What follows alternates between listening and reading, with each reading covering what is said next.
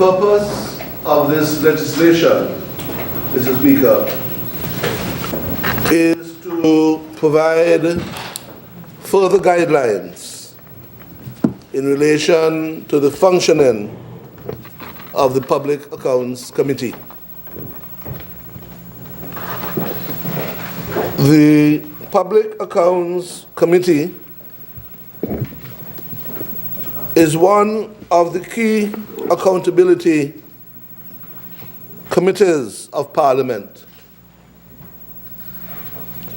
In that connection, the standing orders of the National Assembly under Section 70 of the schedule, the fourth schedule of the National Assembly Elections Act, makes provision for the establishment of such a committee. This bill would seek to further articulate the remit and better enable the functioning of the committee. Mr. Speaker,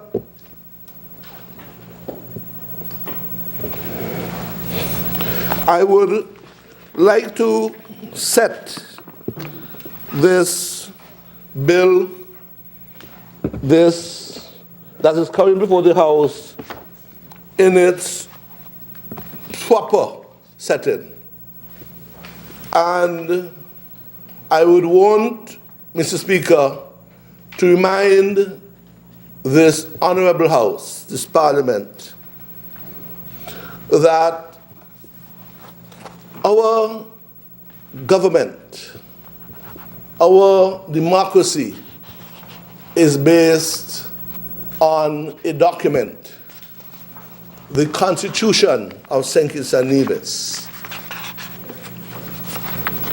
At Section 2 of our Constitution, it sets out very clearly that the Constitution, this Constitution, is the supreme law of St. Christopher and Nevis. And subject to the provisions of this Constitution, if any law is inconsistent with the Constitution, this Constitution shall prevail, and the other law shall, to the extent that is inconsistent, be void. Mr. Speaker, I speak about the Constitution and its supremacy because we have heard a lot yesterday that the bill that is currently before the House is intended to water down the remit of our Parliament to review what this government does. That the bill, which is intended to review the way in which the executive deals with this business, once an appropriation bill has been passed by this Parliament, establishing how we should raise revenue and how that revenue should be expended during the course of a year. This bill says that once the Director of Audit reviews these expenditures, reviews the revenues that have been raised, and once the Director of Audit reports to Parliament in his report that is tabled at the end of the year, that the Public Accounts Committee will then review what the Director of Audit has reported to Parliament and would want to examine where there have been anomalies over expenditures, where there have been inconsistencies, that the Parliament is now to set up a standing committee made up of its members, a small committee to look at the report of the Director of Audit and say, this went wrong, but we need to find out why it went wrong.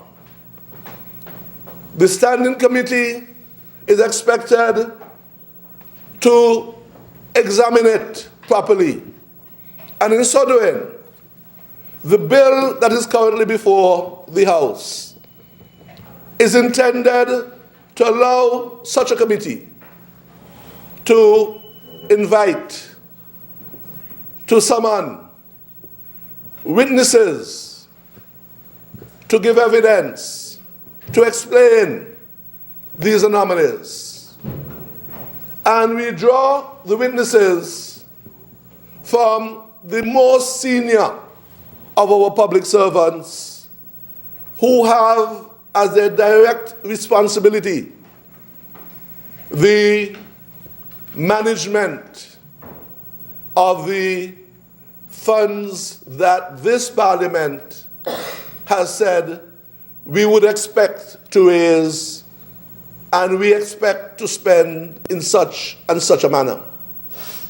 So that the Public Accounts Committee, as envisaged by our bill, the bill currently before the House, is to have a very critical and important oversight remit to look at what the Director of Audit deems to be serious problems in our management, and for the Public Accounts Committee to do further explanations.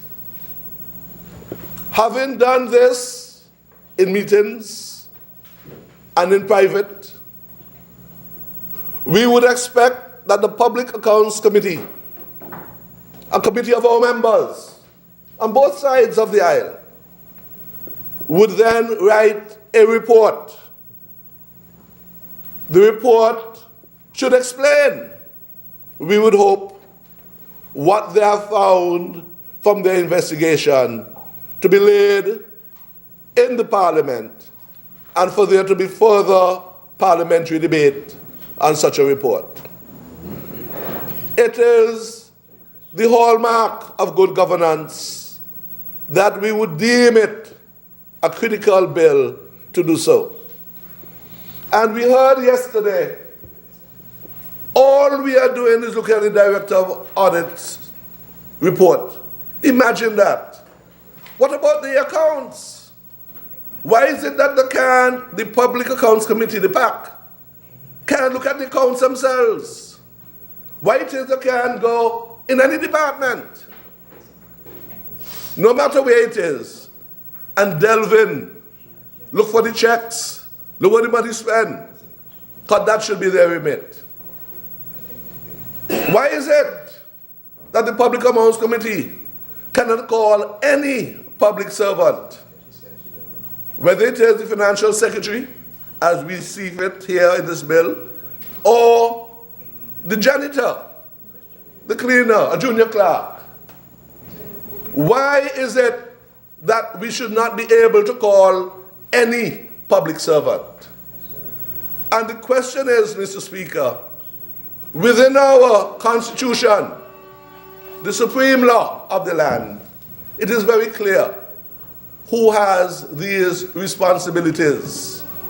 Not the National Assembly Act, not in this bill, but the Constitution of St. Kitts and Nevis establishes what should happen.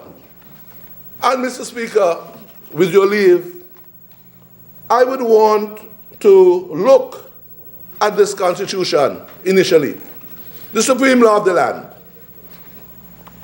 and look to chapter 6 of the Constitution, which speaks to finance. And in this section, this chapter 6, finance, which begins at section 69 of the Constitution, it says very simply that all revenue or other monies raised or received by the government, not being revenues or other monies that are payable by or under any law into some fund of the government established for a specific purpose, shall be paid into and form a consolidated fund. So our Constitution establishes that all revenues, all monies raised and received by the government should be paid into and form a consolidated fund. Section 69. Section 70 of Chapter 6 of the Constitution speaks to withdrawals from the consolidated fund or other public funds. And I won't go through and read them all, Mr. Hill. Section 71 speaks to the authorization of expenditure from consolidated fund by the appropriation law. And the appropriation law, Mr. Speaker, as section 71 says, subsection 1, the minister, for the time being responsible for finance, shall cause to be prepared and laid before the National Assembly before or not later than 60 days after the commencement of each financial year, estimates of the revenues and expenditure of the government for that financial year. So that, very clearly, the appropriation bill that's passed every year, and last year we did so in December, and normally appropriation bills are passed into law in December of each year. And so the Constitution gives our country, our parliament, the right, the authority to establish what money should be spent, what money should be received, the estimates of these things. And it goes on to explain what this authorization does. It goes on to speak about other authorizations, such as of expenditure in advance of appropriation, so that if during the course of a year there may be an emergency, a hurricane, or there might be some need for further expenditure, it expects the executive to come back to the parliament to get a further appropriation bill, an advance warrant to spend more. And it speaks of section 73, warrants for unseen expenditure, 74, remuneration of certain officers, and basically establishes how the business of the government should be done. And I said that, all of that, Mr. Speaker, to come to section 76. Because section 76 of our Constitution says this, very clear: audit of public accounts, etc. The Constitution, the supreme law of the land, that sets up appropriation bills from estimates of expenditure, estimates of revenues, also establishes, as section 76, that there shall be an audit of public accounts. And this is what it reads: there shall be a director of audit whose office shall be a public office. That's subsection 1 of 76.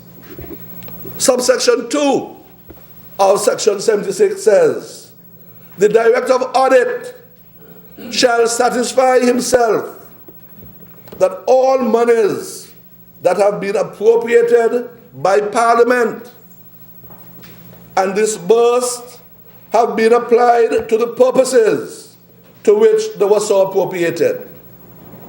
and that the expenditure conforms to the authority that governs it. So we do an appropriation bill. From the estimates, we estimate that next year we'll spend X millions of dollars, and we expect that we will receive revenues of X millions of dollars. And the Director of Audit shall go in and find out if those that we have said would happen, if that had been applied to the purposes to which they were so appropriated. B, at least once in every year, audit and report on the public accounts of the government, the accounts of all officers and authorities of the government, the accounts of all courts of law in St. Christopher and Nevis, the accounts of every commission and board established by this Constitution, and the accounts of the clerk of the National Assembly. The Director of Audit is given the authority by the Constitution of St. Kitts and Nevis to delve in, to go into every department, in any book, in any account. The supreme law of the land establishes that the Director of Audit has the responsibility to do the investigation into every account of this government.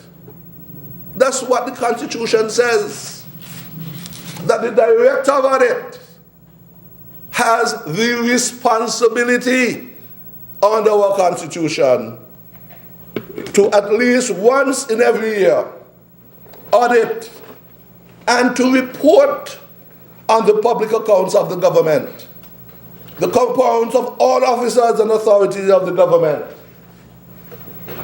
the accounts of all courts of law in St. Christopher and Nevis, including any accounts of the Supreme Court maintained by St. Christopher and Nevis, the accounts of every commission and board established by this Constitution, and the accounts of the clerk of the National Assembly. That's what the Director of Audit does. He has the authority under our Constitution, the supreme law of the land, to do the investigation. He could go anywhere under the Constitution.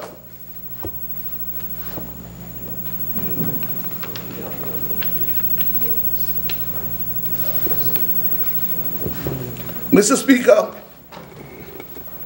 I said that because we heard yesterday, imagine the Director of Audit can have a report. But that's what the Constitution says should happen. That is what we are told must happen. Subsection 3 of 76. The Director of Audit and any officer authorized by him shall have access to all books, records, reports, and other documents that, in his opinion, relate to any of the accounts referred to in subsection 2. And I repeat, the Director of Audit and any officer authorized by him shall have access to all books, to all records, to all reports, all returns, and other documents that, in his opinion, relate to any of the accounts referred to in subsection 2. And subsection 4, the Director of Audit shall submit every report made by him in pursuance of subsection 2 to the Minister for the time being responsible for finance, who shall, not later than 7 days after the National Assembly first meets, after he has received the report, lay it before the assembly. The report of the Director of Audit must be laid in the Parliament. It is one of the critical reports laid before this country in any year. There's the appropriation bill that sets out the estimates of how much revenue you're going to receive and how that revenue is to be spent, the expenditures. That is perhaps one of the biggest and most important sessions of a parliament in any year.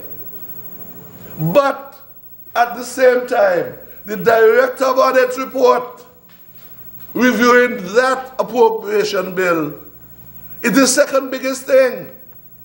Because he said, this is what you said you would do, this is what you did. And they had to examine it, all these books, to find it. The Director of Audit, this is a professional person, a technical person, an accounting person. This is what they do for their living. They're no doctor, they're no civil engineer, they're no lawyer. They are accountants. And they go and investigate in books, in reports, in returns, to see how the government was running. That's what the office of the Director of Audit does, established by the Constitution, the supreme law of the land. And they go on to section 5, subsection 5. If the minister fails to lay a report before the National Assembly in accordance with subsection 4, the Director of Audit shall transmit copies of the report to the Speaker, who shall, as soon as practicable, present them to the Assembly. So, if there is a Director of Audit's report that the executive, the government, what we call the executive, don't like, and afraid to put on the table in the Parliament, the Director of Audit has the authority to go around the Minister of Finance, to go around the executive, and go directly to Mr. Speaker and give him his report, whose responsibility then is to lay it in the Parliament for it to become a public document. The Director of Audit has a very critical and important role in our democracy in maintaining an oversight of what the executive does. Subsection 6, Mr. Speaker.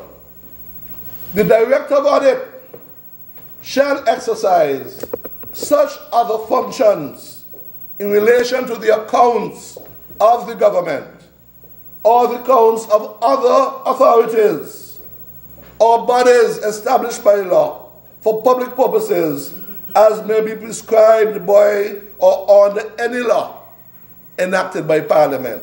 And I go back, because this is where we start to get to the Public Accounts Committee bill. The Director of Audit shall exercise such other functions in relation to the accounts of the government or the accounts of other authorities or bodies established by law for public purposes as may be prescribed by or under any law enacted by Parliament. And subsection 7. In the exercise of his functions under subsections 2, 3, 4, and 5, the Director of Audit shall not be subject to the direction or control of any other person or authority. He shall not be. Before I put down the Constitution, Mr. Speaker, I want to just quickly refer to a couple other positions that these speak to. Chapter 7 speaks to the public service And in part 1, it speaks to the Public Service Commission, speaks to appointment of public officers. Part 2, appointment to particular offices. And Section 79 speaks to appointment, etc., of permanent secretaries and other certain officers. Okay? The permanent secretary is a constitutional position that establishes that this section applies to the offices of secretary to the cabinet, permanent secretary of a department of the government, head or deputy head of a department of government, any office for the time being designated by the Public Service Commission as an office of a chief professional advisor to the department of the government, and any office for the time being designated by the Commission after consultation with the Prime Minister as an office holder, office of the holders of which are required to reside outside St. Kitts or whose functions relate to external affairs. Basically, it established the role of the permanent secretary as a senior public officer in this government, in our country.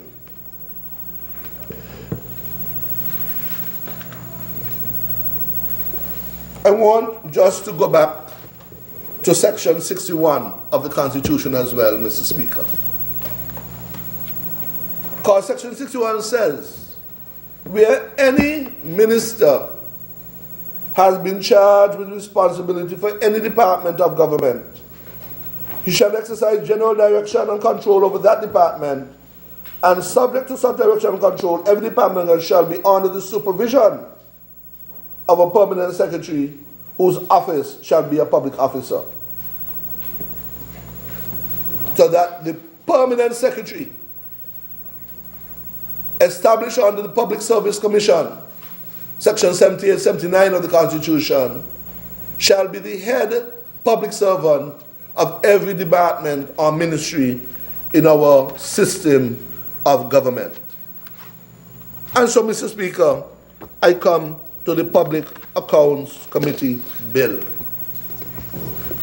Because what has happened, Mr. Speaker, is that the Constitution says that we should raise revenue on behalf of the people of St. Kitts and Nevis.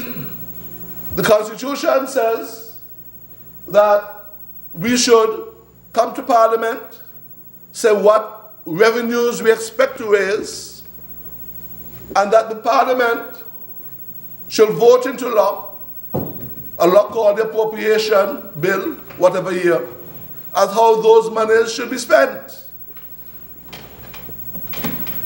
The Constitution says that we appoint a Director of Audit to review, to look at this bill, and says that where we say we will raise revenue for various things, and where we say we will spend revenue for various things, that it is the Director of Audit who has the constitutional authority to examine that, to find out if there are any anomalies, if there are any wastage, if there's any thieving, if there's anything wrong with how we said it should be done in the appropriation bill.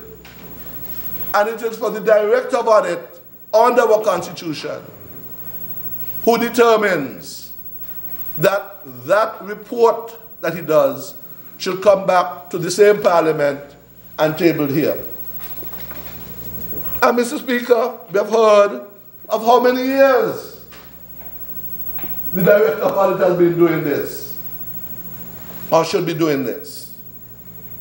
And we have also heard about the Public Accounts Committee, been around for many years.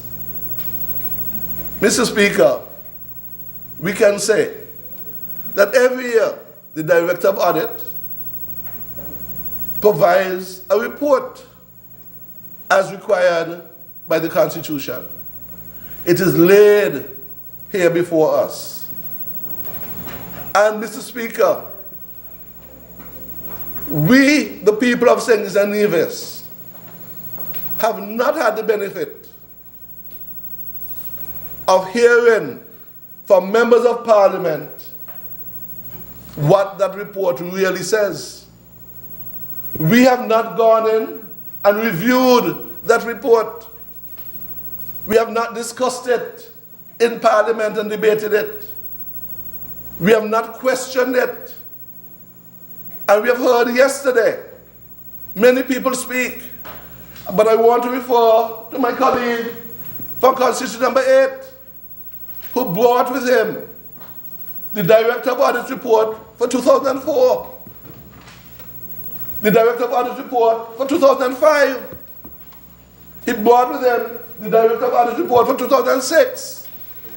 And in each one of these, there was serious anomalies in how the appropriation bill had been dealt with, how the revenues that had been estimated that would be raised, how the expenditures that had been estimated they should have been raised, and how these were way off. In some cases, over $100 billion. Hundreds of millions of dollars of what the Parliament, members of Parliament, the executive, as well as the opposition, had come and debated and said, this is what we will do next year. And at the end of that year, those reports of the Director of Audit that were laid in this Parliament, nobody heard nothing else about it. There was no review. There was no discussion about those reports. Supplementary appropriation. There was no discussion. No supplementary bills. Why this went over this? What can we do to improve on it? What other safeguards should we put in that we don't have this wastage, this wanton wastage? And if I had time, Mr. Speaker, I'll go over it again. Because this country knows that by 2011, that's 2004, 2005, 2006, by 2011, because they had been consistent and repeated over expenditures, wastages as reported by the Director of Audit. He do the investigation, as the Constitution says. He comes and he writes it in a document that's tabled in the Parliament, and nothing happened. That is the history, the recent history. And by 2011, this country had to go to the dreaded IMF. Had to go to the IMF. We had reached the stage where we were at 3 billion with a B. Not million, $3 billion in debt. Because there had been no oversight. There had nobody to hold back to discuss this. No parliamentary committee. Not to go in everybody department to see what's happening, but to review what the Director of Audit. Going wrong. Going wrong. Yes. A trained accountant with a trained accounting staff. That's what they do all day, every day. 24/7. For 365 days. That is their function. The Director of Audit reports what is going wrong with the government. And we have seen that year after year, a report is laid and nothing else happened. It warmed the shelf. And next thing, we have the IMF. $3 billion worth of debt. Huh? Electricity go up 85%. Water go up 600%. VAT 17%. Huh? This is what happens when there is no oversight. Under the previous dispensation, year in, year out, Nobody, none of them said, boy, maybe we need to have a parliamentary committee to help us review this. And nobody walk away from it. None of them do anything. And now we come here to say that we want to have a parliamentary oversight committee to look at what we do. They said, no, I don't agree with that. It ain't going far enough. No, I can't do It this. ain't going far enough. Because they here we got surpluses. The surpluses, you know. Yes, and pay double salary. Double salary surpluses. And pay off like Pay off the IMF. Pay off the IMF. We say, bring the committee, let them look at the report. Let them look at the report That's not true. You're and examine it. They say, no, that ain't good. That's not true. That ain't good. I don't understand this. A simple bill that they should welcome. Should welcome. And say, this is a step in the right direction. A step in the right direction for you Yes. to submit yourself to scrutiny of what the director says, and we will look and see, make sure the director can come and explain what he means by this, what he means by that. And when he says that, so Madam Financial Secretary, come and say what the director means by that. The director said that, we see this here, could you explain that? Yes. We don't agree with that. Could you then bring those books that you have that tell you that, so we can see that? Yes. Some of them. And then there's a ministry down there that overspend. Yeah. Permanent secretary come. How come you spend over? You said you wanted 20 million, but you spent 35 million. Explain that to us. Yes. Where those 15 million went to? We want to know. So, but I don't have my books. You tell me, you can go and get your books. And they go and they look for whoever vote clerk or it is to come and sit down there and whisper in the ear. And they give the evidence. Yes. Section 8. Section 8.1 of the bill. Yes. This is how it works. It's supposed to work. We have never had it before. Never. And for the first time, here we come to bring ourselves under scrutiny. Say, no, that ain't good enough. That's how it works all the time. It never worked before. What's that? Kakistocrats. Kakistocrats. That's I what love they're that. kakistocrats. Never do it before. Never in our history have we had anything like this before. And here we are, making a responsible step for responsible government. Legislating how this thing should be done. Yes. And somebody said, no, something wrong with that. Again, the Constitution, supreme law of the land, establishes how appropriation bills should be done, and says that the director of audit should review these expenses and these and revenues. And when he makes his report, we say that the parliament should go and take his report and say, but he said this went over. We need to examine this. Yes. And rather than all 15 of us in here sitting down together and doing it, we get a standing committee of a few of us. Right. We make the opposition leader, chairman, and we put people on both sides to sit down together to go through it. And when we get that report, we said, Mr. Director, could you explain what you mean by this? Well, I looked at ministry so and so and so, and I found this went wrong. I said, well, okay, can I get this permanent secretary for that ministry? The chief accounting officer, who's responsible for signing off on the vouchers or whatever. And they will come and explain to the committee what went wrong, what processes were wrong. How can we improve? How can we make sure that we don't go into those dark days of $3 billion debt again? That we don't go back there. Is to improve the efficiency, the effectiveness of government. One of my colleagues yesterday was talking about some fishing exercise. You understand? Eh? Fish they wanted to Fish. I got to go to people. The one fish. Let me look see if I can dig up something. Eh? One go here, one go there. Digging people business. That's what I feel this thing is about. give you out of official. Responsible government requires that we do things responsibly, In a structured way. in a structured way. Yes. And for the first time, we establish that this should happen. And before I go there,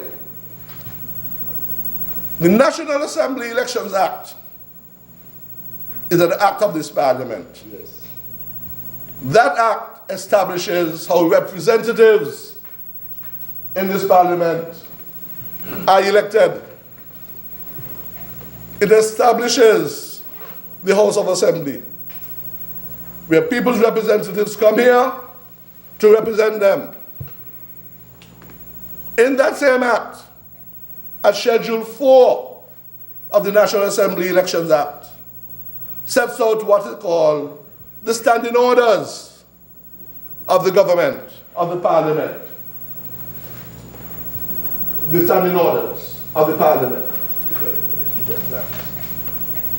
That's what this is. The third schedule, standing orders of the National Assembly.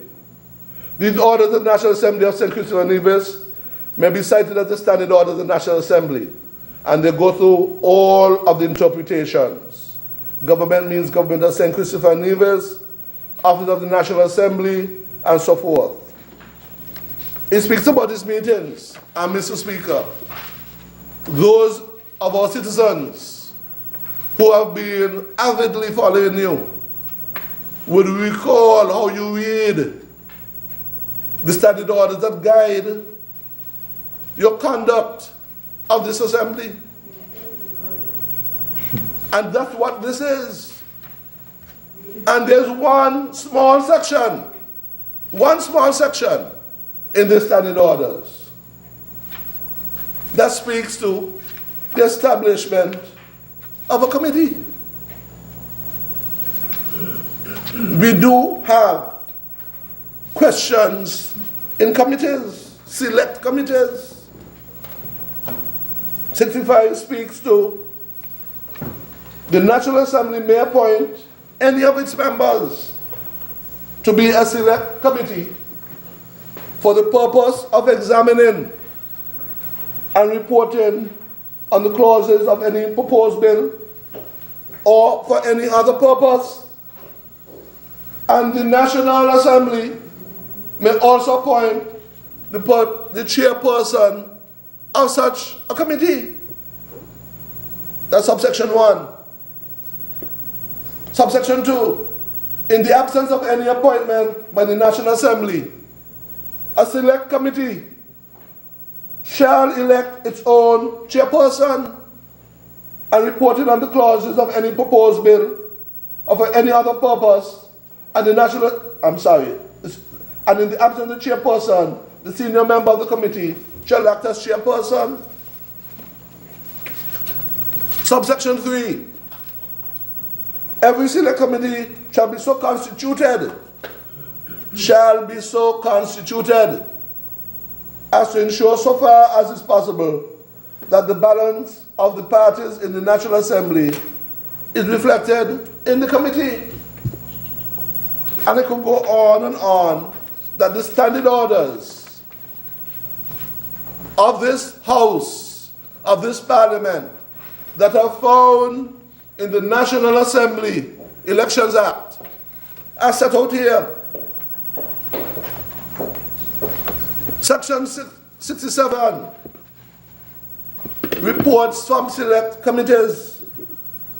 Every select committee shall make a report to the National Assembly upon the matters referred to them before the end of the season in which the committee were appointed.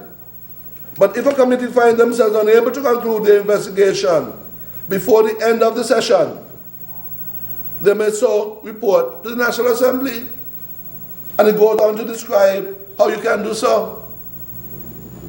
But in addition, Mr. Speaker, to select committees that can be done for various matters that come before the House, these standing orders also establish what are known as standing committees. Not select committees now.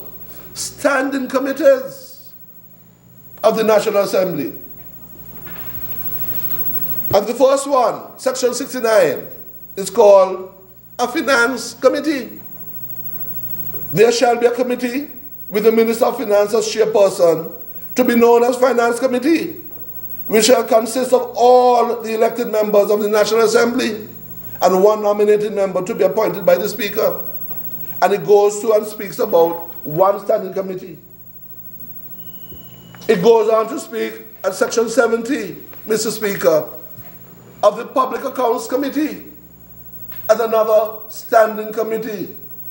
There shall be a standing committee of the National Assembly to be known as the Public Accounts Committee. The Public Accounts Committee shall consist of not less than 3, not more than 5 members of the House, drawn from both sides of the National Assembly, whose appointment to the committee shall be moved by a resolution of the Minister of Finance and subject to the approval of the National Assembly. So that for this committee, this bill we set it up, and for the committee to come into force, the Minister of Finance has to make a resolution that is put before this House and voted on so that you become a member of the committee. That is what happens. And it goes on very simply. The National Assembly shall from time to time appoint a member of the committee to be chairperson of the committee, and may appoint another member of the National Assembly to fill any vacancy in the membership of the committee occurring from time to time. And I want to repeat this section, Mr. Speaker, because we heard a little song and dance yesterday about this. The National Assembly shall from time to time appoint a member of the committee to be chairperson. It don't say nothing about a member of the opposition. It don't say nothing about the leader of the opposition. This is what the law says. The law does not make it that the leader of the opposition must be the chairperson of this committee. The law does not say that any member of the opposition must be chairperson of this committee. That's not what it says. This is the current law. And you know, Mr. Speaker, yesterday he had a lot of song and dance because we say we allow the leader of the opposition to have the first shot at being the chairperson. If you don't want it, we can't force him. That's right. We can't force him, but we say we want him to be the chairperson. I said, no, something wrong with that. What's going on? Something wrong with that. The law says that a member of the National Assembly can be chairperson. So a member over here could be chairperson. That's what this is, you know. This is the standing orders of this House. And it says that any member can be chairperson. The Premier could be chairperson, member number 10, Nevis. Anybody over here could be chairperson. But we say no. We bring a bill and we establishing it that we want the leader of the opposition to have the first bite. He may not want to do it. He doesn't agree. Huh? He doesn't agree on it, but He don't want to do it, but he may not want to. Because that has been his. You understand? That has been his beef all the years. This are thing. But we say we want him, and there's a problem with this bill. They not did it before, you know. Never. This is the law now, and we replacing that with this. Let me read this section, Mr. Speaker. I wanted to go through this later, but I can really jump ahead for this for now. I want it. No, Who said that? number 4. Section 4, I think it is. Chairman and deputy chairman. Subsection 1. Section 4. There shall be a chairman of the committee pursuant to the provisions of section 70. Okay? Pursuant to the section that I just read. So this bill is in tandem with that so far. Of the standing orders, subsection 3, and if the leader of the opposition is a member of the committee, he or she shall What if I just said she? They started thinking that the member for number 2 might be the leader. They were waiting for him. If you have like a library. Maybe somebody knows something out that we don't know. Maybe the leader don't say stepping down and she's gonna be the next one. I'm trying to think. No fight. No fight, no fight. Oh, yeah. He do it gracefully. Like over there. He do it gracefully, you mean? Like over there. He step aside gracefully, okay. We hear it here first that the leader of the opposition is not going to fight, he's going to give up gracefully and let her take over. There shall be a chairman of the committee pursuant to the provisions of section 70, subsection 3 of the standing orders. And if the leader of the opposition is a member of the committee, he or she shall be offered the option to chair the committee before all other members. Before all other members. That's not what they say now. Let me go back and read what it says. The standing orders, the current law says, the National Assembly shall from time to time appoint a member of the committee to be chairperson of the committee, and may appoint another member of the National Assembly to fill any vacancy in the membership of the committee occurring from time to time. A member. We say, if the leader of the opposition shall pick himself to be on the committee, he shall have the first option to be chairperson. It's an important point. Because we hear this thing going on and on. Very important. Very important. Nominate- Talking about there, no transparency, Nominate no accountability. nominate himself. He could nominate himself to one Bible account. Yeah? He take the lead. Let me see the director of audit report, and he go through it. See what he say here? Let me call that permanent secretary, or the financial secretary. He, as the chairperson of the committee, running it. AG, I laugh because I don't understand what went on I yesterday. don't understand it. Simple comprehension. He want to be boss. He could boss this committee. At least he come down to boss this one. Since 89. You know what I mean? Since, You know, we say he could be boss of this committee. yeah, This one he could be boss. since 89. That's what you agree. Since 89. Yeah, since 89. You know what I mean? This is a problem. No. I said since 89, he wanted to be chairman of the public account. You know what I mean? He get a chance now. Get a chance Get a chance now. and you want to take it. Jesus, Lord. Mr. Speaker, it's important for the Parliament, for this House, Honorable House, to be aware of what is happening here. We heard the word yesterday, historic, and it's a historic bill. It's a major thing. What is happening has never happened before. We are legislating that the leader of the opposition has the option to chair the Public Accounts Committee. It never happened before. It's a fact, a historic fact. It never happened before. I like this people. Well, tell me when it was done. I'm misleading. Tell me when. What year did you have a law that said the leader of the opposition should be chairperson? Never existed. Since I'm misleading. When you have What law do you know? had a pact law, Huh? when the leader of the opposition was the chair. I am saying we never had a legislation. That was leading. It's never been the law of the land. Tell them what happened. We have never had the law of the land in which the chairperson could be the leader of the opposition. Okay? I will misleading people because we're saying that. I can't produce the law, you know. I want to see it, produce it. Never happened before. Mr. Speaker, I've been at length to show that the whole process that we are doing here is to follow our Constitution, by which it is the supreme law of the land.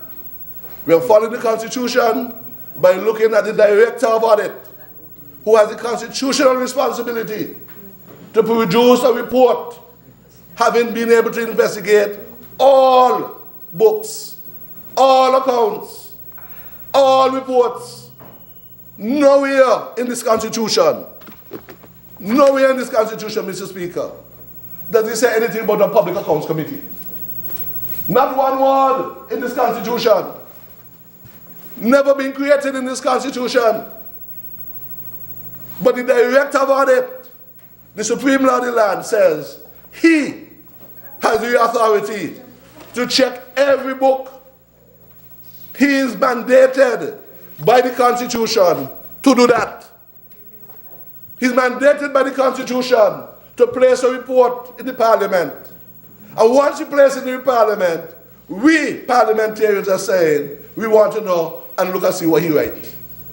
And we want to see if he brings up any anomaly, anything that's out of the way, anything that don't look good, that we should be able to call senior public servants to ask them to explain. Never happened before. And the standing orders, Mr. Speaker, never gave us that option. Never gave us that option. There's this stuff, but we have this framework you're watering down. It never says so. We didn't have it. 4 lines, 4 sections. I want to go to something because it also come up as well about what happened in other jurisdictions. Remember for number 3, start to talk what happened in England and what happened in things. So, if these standing orders in all these years ain't give us that framework, the same standing order says at section 85, Mr. Speaker, rules in cases not provided for by standing orders. In any matter not herein provided for, resort shall be had to the usage and practice of the Commons House of Parliament of Great Britain and Northern Ireland, which shall be followed as far as the same may be applicable to the National Assembly and not inconsistent with these standing orders, nor with the practice of the National Assembly. So that if, and we said they were woefully inadequate, our standing orders did not give us that framework, recourse could be had to see what was done in the House of Commons in England, which was not done. We now do it in a bill that lays out,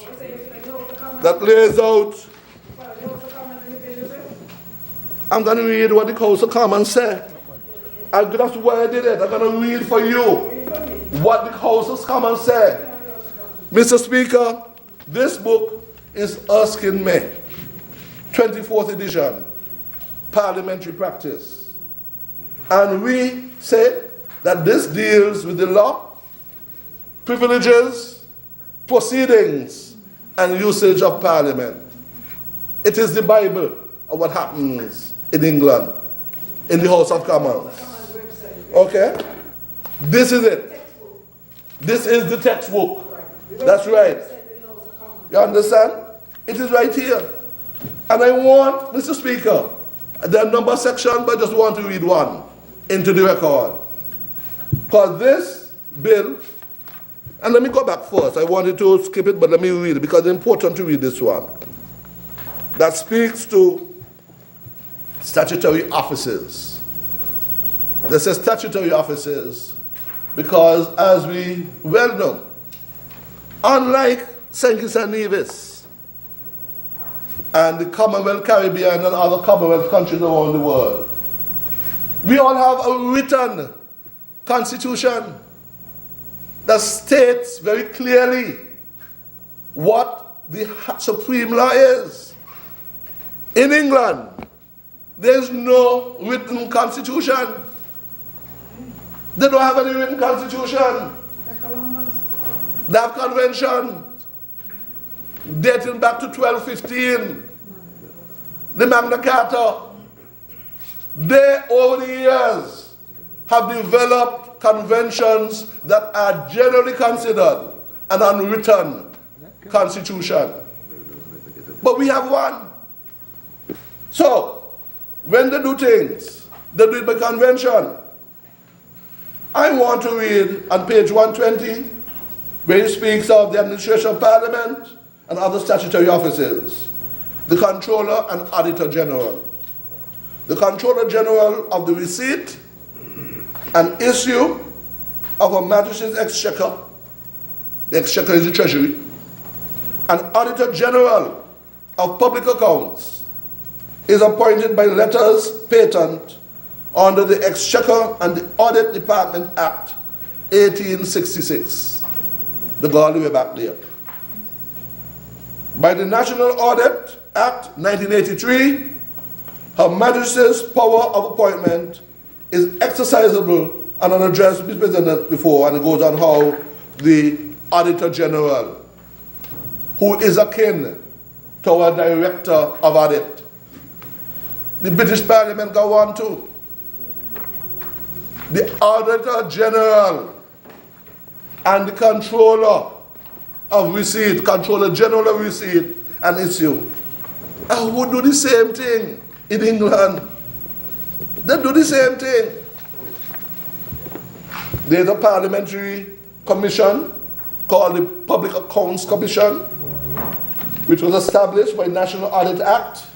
It consists of the chairman of the Committee of Public Accounts and the leader of the House of Commons and 7 other members of the House of Commons.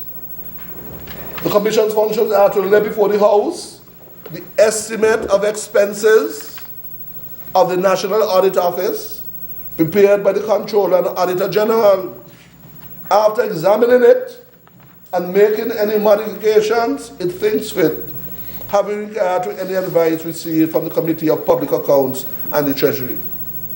This is what may say happens in England. B, to appoint the accounting officer for the National Audit Office. And C, to appoint an auditor for the National Audit Office. The Commission has power to report to the House from time to time on the exercise of its functions. Yes. Remember your time has just expired. I would appreciate, Mr. Speaker, if I can get extension for another 30 minutes. The question is that the honourable member has requested an additional 30 minutes. Those in favour? Those against? The ayes have it. Thank you, Mr. Speaker, and I thank my colleagues on both sides of the aisle for holding me the extra time needed. Yeah. I want, Mr. Speaker, to continue where I left off. Because in England, just like our Constitution establishes a Director of Audit with this very critical and important authority to investigate the government's accounts, to go in every department, every book. That's what the Director of Audit does. And he reports on it. In England, there's a similar function. And I want to turn to page 847 in May. We speak to the Committee of Public Accounts. This is what happens in England. The Committee of Public Accounts was first appointed in the year 1861. 1861. Standing Order number 148. Norway provides for its examination of the resource accounts and of such other accounts laid before Parliament as the committee may think fit. The number of members of the committee is fixed by the same standing order at not more than 16. We say 5 here. But in England, you have a parliament of what? Nearly 500 members. And they take 16 to be part of this committee. One of its members is by convention a Treasury Minister. By convention. Who receives agendas but does not attend meetings. Its chair must be a member of the official opposition. Member, not leader, member. It must be a member of the official opposition. That's what we say. Why in England they don't different than what we're doing? Me fathers. He is also ex officio. Pick out one a member of the Public Accounts Commission It's not one thing. that I mentioned earlier. The committee was recently given power to sit when the House is adjourned and to appoint specialist advisors. Since 1861, it was recently given this power. So as they move on and to see how their work gets on, they're just. We ain't have nothing. We come with a bill to introduce a Public Accounts Committee to give us for the first time in our history the basis by which we can have oversight of the executive, oversight of what the Director of Audit says, and it's a problem.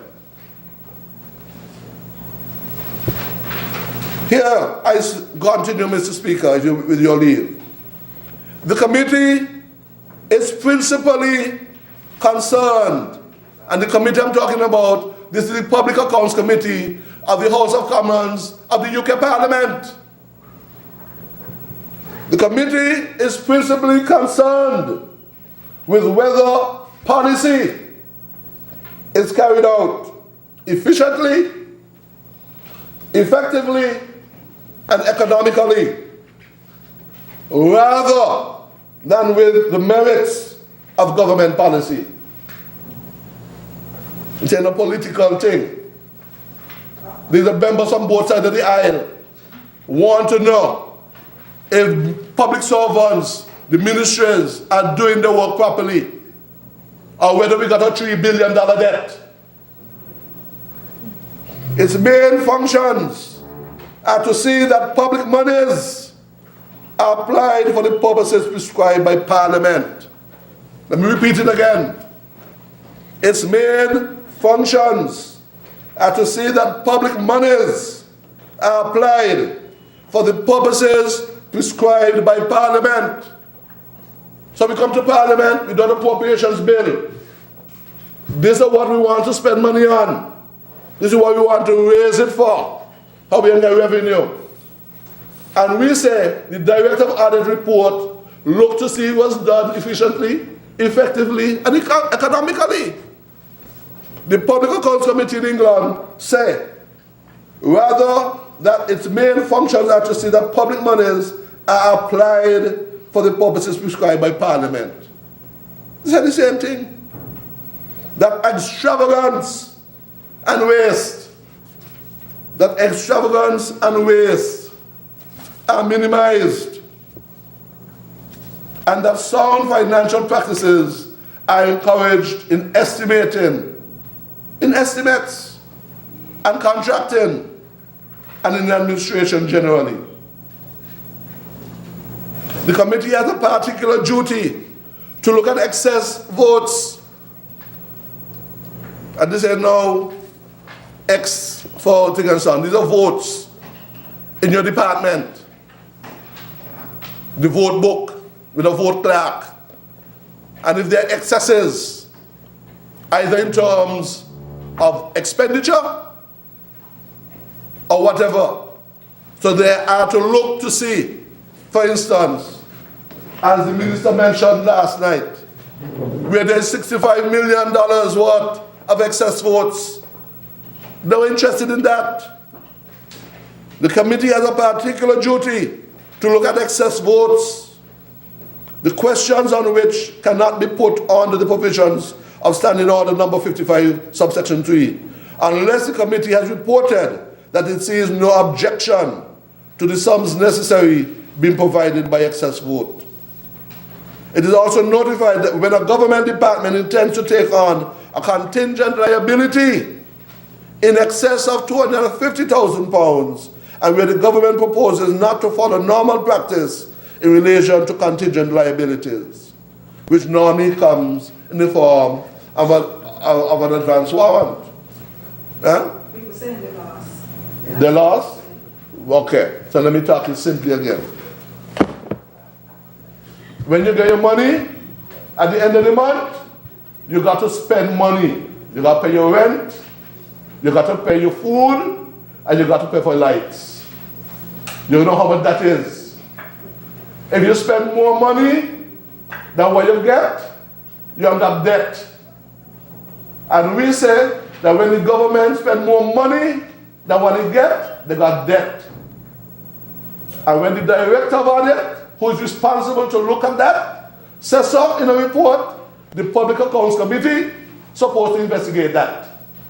That is their function. If it chooses. As simple as that. If it chooses. That's what it is. Simple, simple, simple. You work, you get money, revenue, you plan how to spend it. If you overspend, the director of audit can write it and say you overspend. We say we want a Public Accounts Committee to ask the question why it overspend. That's what we say. For them to come and look at what we do, And give the leader the what the executive do. And give the leader. And we say the leader of the opposition should chair that committee. That's what we say. If we do nothing, he could chair the committee meeting if he want to and look at it. Never happened before in St. Kitts and Nevis. Never. And we bring a bill, a whole bill, setting out how this happens. We establish a committee called the Public Accounts Committee. The chairman shall be the leader of the opposition if he wants to be. Section 4. Section 5. Meetings of the committee. The committee shall meet at least once within every 6 months and may convene meetings at such other times as the committee by resolution determines. The meeting could meet, nobody in doing it. The leader of the opposition, the Honorable Denzil Douglas, can call it when he wants to. Quorum and voting. At a meeting of the committee, 3 members shall constitute a quorum. And they go on to say how that happens. We establish the powers and duties of the committee to examine the report of the Director of Audit, the constitutional position that is tabled in the National Assembly. Having examined it, to report back to the rest of us with any comment things fit, and any items or matters in the report of the Director of Audit, referred to in paragraph A, or any circumstances connected with it that the committee thinks should be drawn to the attention of the National Assembly. And C, to inquire in writing into any question connected with the report of the Director of Audit. Any question connected with the report of the Director of Audit, referring to paragraph A, and to report to the National Assembly on that matter. The Director of Audit could go anywhere he wants. And when he writes the report, you say, you can ask him about anything in it. Of course, because the Director of Audit is a constitutional position, nothing in this bill can direct, authorize the committee to direct the activities of the Director of Audit. He has to be independent. He has to be protected. We can't send him off on wild goose chases. He has to do his work independently. Section 8. Power to summon witnesses. If you go to 7, I don't say, it says summon any public officer to give any information. We say that we restrict that to summon the financial secretary, the most senior financial officer in the government, to summon a permanent secretary, constitutional position, or a permanent secretary as the chief accounting officer of a department of government, or to summon the accountant general to appear before it, give evidence, and produce documents. A summons to witness in proceedings without the form by which that summons should be, and shall be signed by the chairman or deputy chair.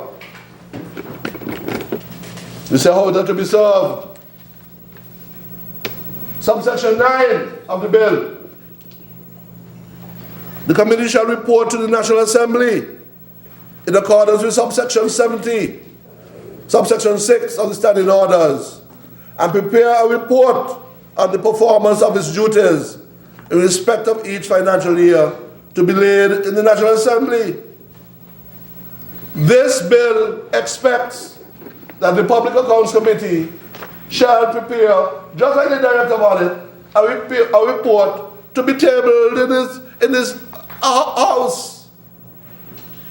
No responsibility has ever been placed on any Public Accounts Committee in this National Assembly to produce any report. That's not true. No responsibility. Well, let me rephrase that, Mr. Speaker. Please do. Let me rephrase that. There is no record ever of a report from any Public Accounts Committee in this House. There is no record. That doesn't mean there's no responsibility. There is no record ever. We gone past that. There have been never no record ever in the history of our assembly of any account, any report from the Public Accounts Committee. But there was responsibility though. Sittings to be private except in certain cases. And we had a little back and forth yesterday on this matter.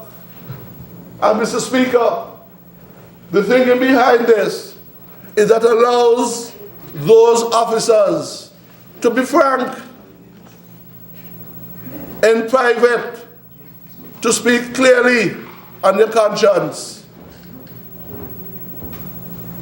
rather than to be under a public spectacle. If there's an investigation from one parliament to the next, we say in section 11 that evidence does not evaporate when that term ends, but it continues. And there are clauses dealing with disclosure of evidence.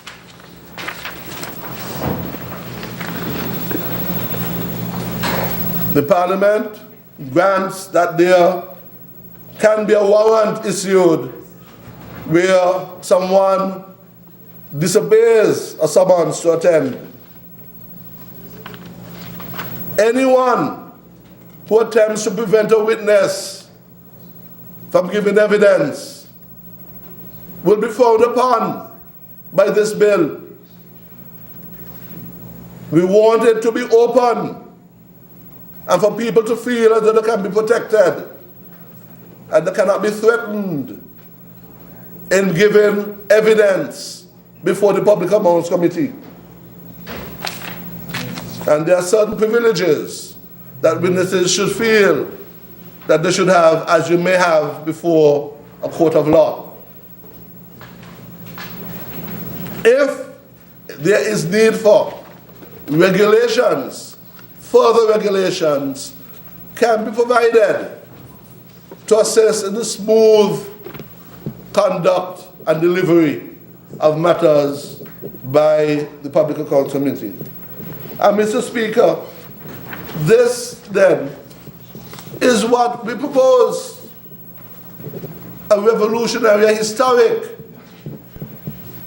bill that will allow the people of St. Kitts and Nevis to see a functioning Public Accounts Committee that allows for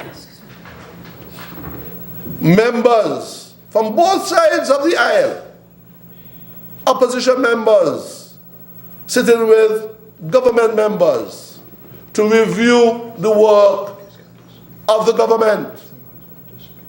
That where the Director of Audit has had the time and effort, the expertise to examine the affairs of the government based on the appropriation law that had been passed.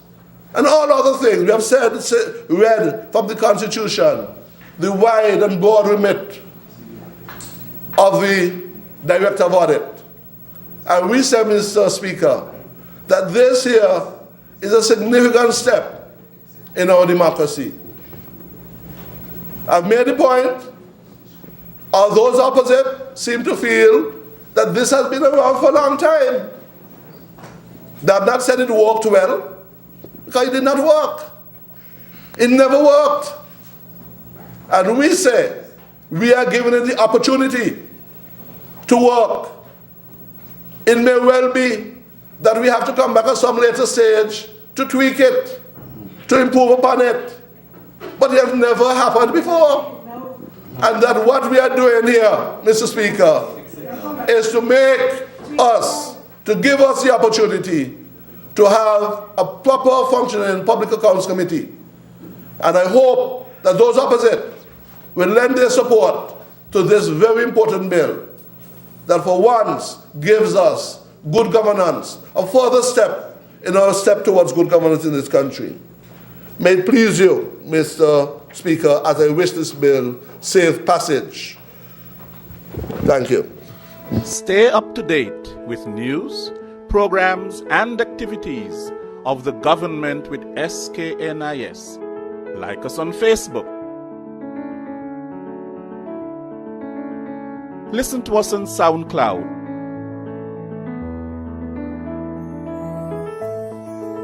Follow us on Twitter. And watch our videos on YouTube. Connect with us today. SKNIS, St. Kitts and Nevis Information Service.